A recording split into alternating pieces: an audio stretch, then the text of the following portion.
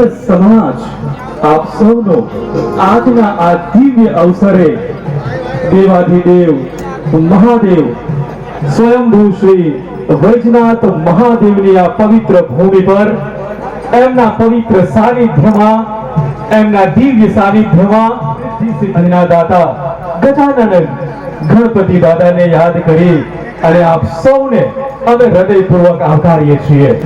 વક્રતુંડ મહાકાય સૂર્યકોટિ સમપ્રભ નિર્વિઘ્નમ કુરુ મે દેવ સર્વકાર્યેષુ સર્વદા સર્વકાર્યેષુ સર્વદા.